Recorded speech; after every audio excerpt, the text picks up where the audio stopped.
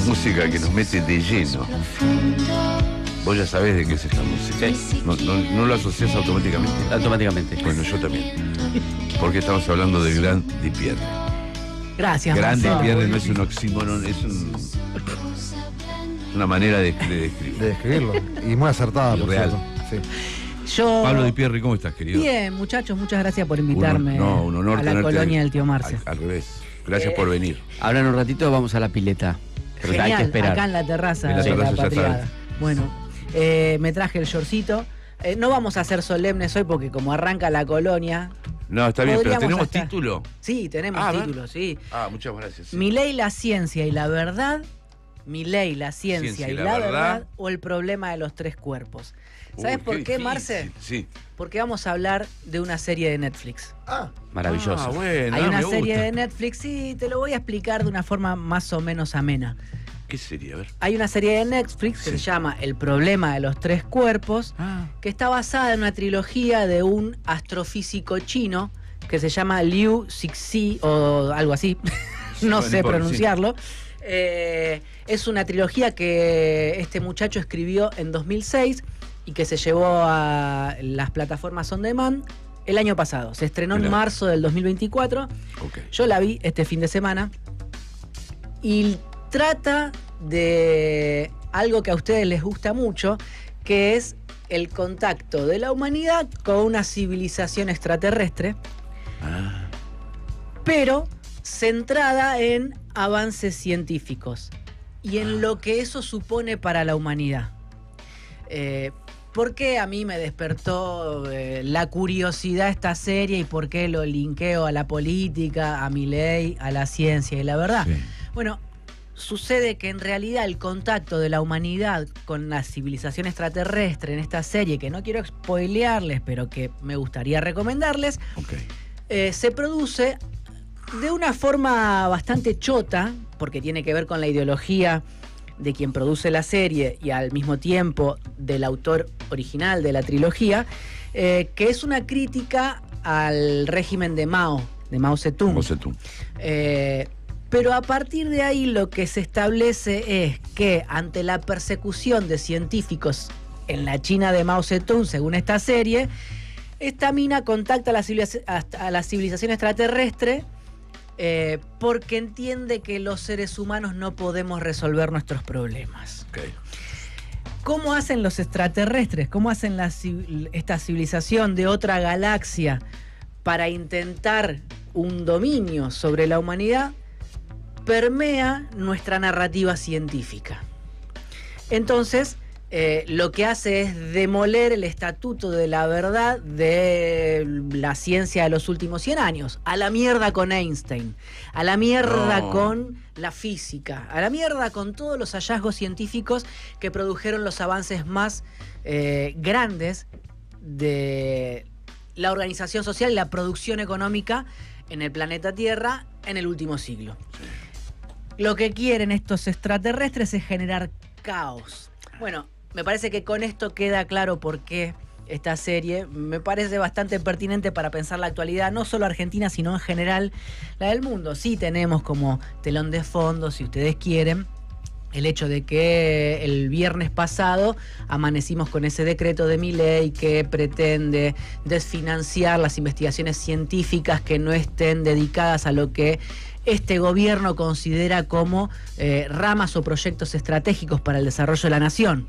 Entonces, por ejemplo, las ciencias sociales caerían bajo el paraguas de aquello que no es precisamente una ciencia aplicada para la mejora de los rendimientos económicos y serían ociosas. Entonces, todas las investigaciones científicas de aquellos que se dediquen a las humanidades serían desfinanciadas, según este último decreto de Milei del viernes pasado, referido a la ciencia y la tecnología.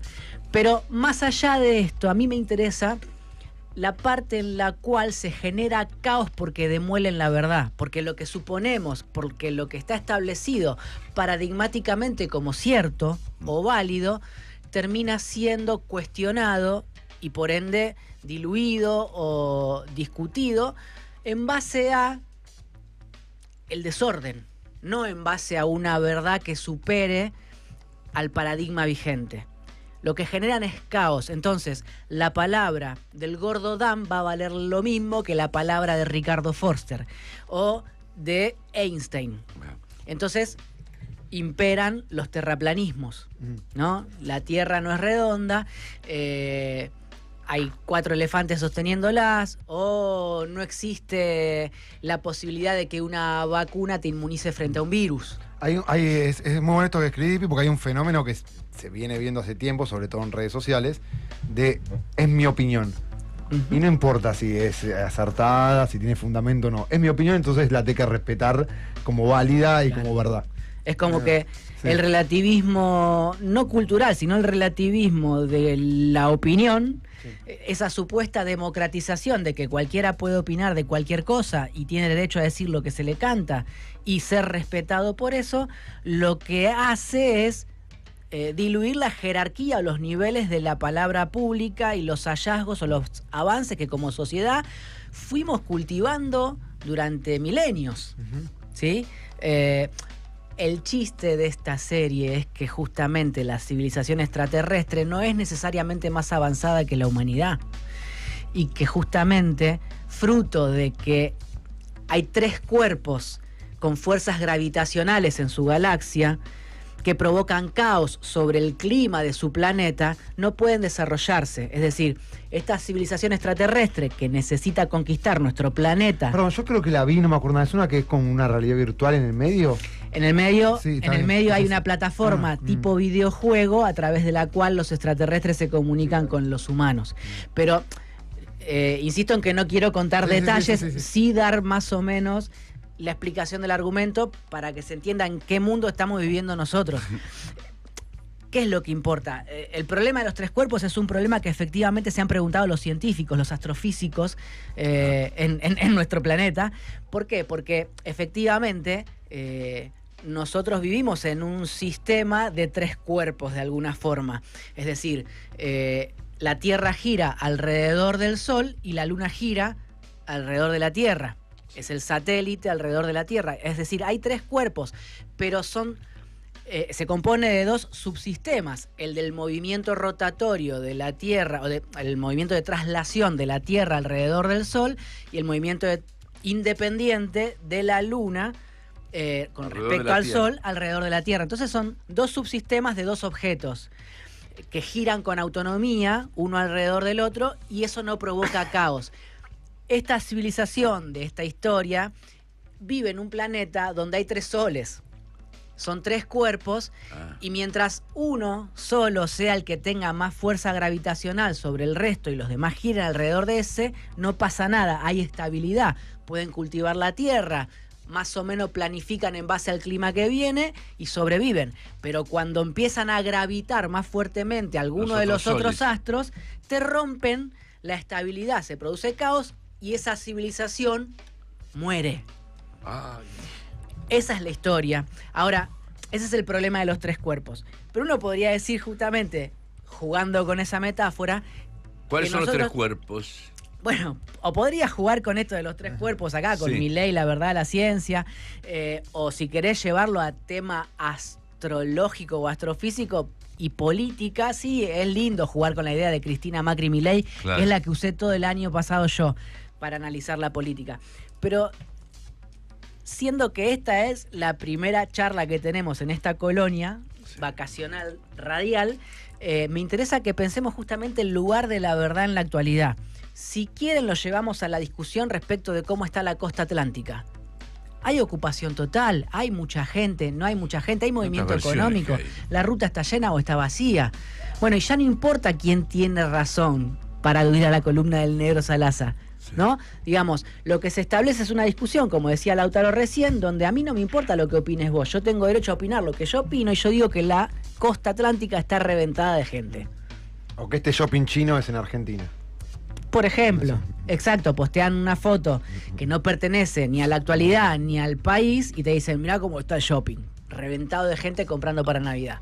Bueno, se establece como verdad algo que no es necesariamente la verdad y que tampoco es algo nuevo, ¿no? Porque cualquiera se sentiría tentado de pensar que estamos siendo víctimas de una nueva oleada de posverdad. ¿Se acuerdan que cuando el macrismo se empieza a consolidar como fuerza política, se hablaba de posverdad? Y sobre todo cuando el macrismo asume el gobierno, se hablaba de que había logrado imponer un relato de los hechos que no era tal.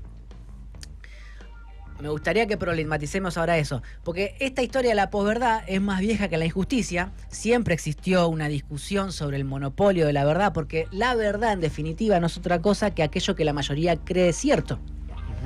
Y lo que la mayoría cree cierto no es otra cosa que el resultado de una lucha por imponer una visión del mundo. O sea, es una lucha política. La verdad es el resultado de una lucha política, no necesariamente es una narrativa o una ecuación que tenga residencia áurea, ¿no? Algo que es de oro, dorado, impoluto, que flota en el aire y que tiene que ser asumido como tal porque es la verdad. A mí me parece que lo más claro respecto de la verdad lo dijo Nietzsche en el siglo XIX, cuando hablaba de ficciones regulativas, fantasías que ordenaban nuestra vida, explicaciones del mundo que nos resultaban más o menos cómodas para creer lo que creíamos. Y ahí pueden entrar desde la religión o el marxismo hasta el peronismo o Racing. O sea, lo que nosotros creemos para nuestras vidas es aquello que más o menos mantiene en orden nuestra rutina, nuestra familia, nuestros amores, nuestro trabajo, nuestras vacaciones. Es lo que nos deja vivir, básicamente, lo que nos hace amigarnos con la vida que llevamos. Eso es una ficción regulativa, una explicación que justifica que nosotros hagamos lo que hacemos, que justifica que nos levantemos a la mañana para ir al trabajo o para hacerle el desayuno a nuestros hijos. Bueno, dicho esto, el problema que tenemos con la verdad es que cada vez se vuelve más frágil aquello que se establece circunstancialmente como ficción regulativa en una sociedad y empiezan a prevalecer con mucha más facilidad aquellos que tienen la posibilidad de controlar lo que circula por las plataformas. Elon Musk y Mark Zuckerberg. Por ejemplo, que ahora, no casualmente, Mark Zuckerberg anunció que en Facebook van a flexibilizar los parámetros de control de las publicaciones para que se pueda decir lo que se quiera. Y eso que a priori uno podría celebrar como un hecho democrático no es otra cosa que levantar las barreras para que las derechas a nivel global provoquen todavía mucho más caos, ¿no? O sea, ¿qué ve Zuckerberg? Que tienen más libertad en la plataforma X, Twitter, los usuarios para decir barbaridades y medirse el gordo Dan con Forster, y que está perdiendo densidad o, digamos, hits Facebook. Entonces flexibiliza el control de lo que puede ser dicho en su red social para tener más usuarios, con más libertad, con más clics y con más guita. O sea, más clics es más producción de bits y más bits es más guita. En Instagram, por ejemplo, que es de Zuckerberg, vos insultás en un comentario y te avisan, mirá que si insultás te pueden cerrar la cuenta. Claro. Eso se nota, cosa que no pasa en la red de Musk, en X. Vos podés decir lo que se te cante. Es esto lo que estamos hablando. Yo creo que vamos camino a eso. Se flexibiliza no para mejor, sino para peor, digamos, para que justamente prevalezcan estas narrativas más violentas, más irreflexivas, podríamos decir. Este fin de semana Elon Musk en su red, que además yo no lo sigo, pero me aparece permanentemente. Elon Musk, o sea, él se auto hace propaganda en su red social, claro, diciendo que Hitler era comunista. Sí. claro. Esto de imponer una verdad con una opinión que no está basada en, por lo menos en los hechos que nosotros conocemos. Uh-huh. Ahora, lo que va a suceder es que lo puedas pensar esto sobre lo que ocurre en Venezuela o sobre lo que ocurre, por ejemplo, con las cifras de pobreza o la medición de inflación que va a dar en estos días el INDEC, ¿no? ¿Qué es lo que se está discutiendo en Argentina con respecto a la medición de la inflación? Sobre si es certera o no, si la metodología es correcta o no, si lo que difunden los periodistas es la verdad o no, y si lo que dice el gobierno de Milei sobre la pobreza es cierto o no. Entonces, volvemos incluso a discutir lo que se divulga públicamente desde el Estado, como se hacía durante los albores del kirchnerismo, o cuando promediaba ya el primer gobierno del kirchnerismo, el de Néstor Kirchner, que es cuando se interviene el INDEC. ¿Qué sucede? Sucede que en ese momento al kirchnerismo le iba bien, en términos de aceptación pública o de imagen pública del gobierno, del entonces presidente y de las políticas que llevaba adelante, y la oposición trataba de esmerilar el discurso público diciendo que el INDEC medía mal. ¿No? Ahí tenés otro ejemplo de verdad, posverdad, de lucha por imponer el criterio, cómo medir, cómo no medir. ¿Y por qué no calaba o por qué no funcionaba en ese momento el discurso de la oposición como para permear en una mayoría social determinada que le permitiera a la oposición imponer su verdad, que era que había más inflación que la que decía el INDEC? Bueno, porque probablemente todavía había un respaldo altísimo al gobierno kirchnerista de ese momento, y en la comprobación empírica de la forma de vida, la problematización de los datos de inflación no cundía demasiado, ¿no? Ahora que la realidad es bien distinta, o la forma en que vivimos es bien distinta a la de aquel entonces, es el kirchnerismo el que plantea que la medición es incorrecta, así como la oposición lo planteaba en aquel momento. Y el kirchnerismo lo que señala son errores o deficiencias metodológicas en la medición del INDEC, algo que uno podría, justamente hablando de ciencia y de verdad, linkearlo con esta serie que les vengo contando. El kirchnerismo está diciendo no mide bien el INDEC lo que pasa en la realidad, está señalando una falla técnica, está hablando desde la corrección técnica o metodológica para impugnar una narrativa política. Ahora, esa narrativa política no se impugna desde lo técnico, necesita justamente construir un poder que antagonice políticamente contra esa narrativa para imponerse. Por más corrección técnica que tengas, si vos no tenés poder político, vas a ser estéril en tu narrativa, vas a ser improductivo, inoperativo. Claro. Entonces el kirchnerismo ahora está encerrado en discutirle la metodología del INDEC, una metodología que se estableció en 2018, después de que se pidiera un cambio metodológico en el INDEC durante casi todo el gobierno kirchnerista, y que ahora la del 18 quedó obsoleta frente a los cambios o el peso y la gravitación de los servicios, los alquileres y otros gastos de la familia tipo en Argentina, que tal vez no estaban ponderados de esta forma en el 18 cuando se hizo el cambio metodológico del INDEC. Pero insisto, no pasa por la corrección técnica, pasa por la acumulación de poder político. Sin acumulación de poder político, cualquier corrección técnica es estéril. Por eso lo piola de la serie que vi este fin de semana y que les recomiendo que vean, es que incluso los científicos más fuertes o más reconocidos en la serie trabajan para encontrar la forma de ganarle a esta civilización extraterrestre. Y lo más interesante está en el hecho de que no importa si ganan o pierden. Lo único que importa es defender lo que te queda de humanidad luchando políticamente contra esos que vienen a comerte. O sea, vos tenés que luchar contra esa plaga, contra la plaga que te desordena, la plaga que te viene a desmontar tu horizonte de posibilidades, tu vida social. Contra eso tenés que luchar. Y no alcanza con lo que vos sepas, no alcanza con lo que hayas estudiado, porque lo que hay alrededor tuyo es caos. En todo caso, lo que hay que reconstruir son los lazos sociales para acumular poder político. No va a quedar otra. Me parece que ese es el camino que sugiere la serie, y me da la sensación de que la política actual está demandando eso.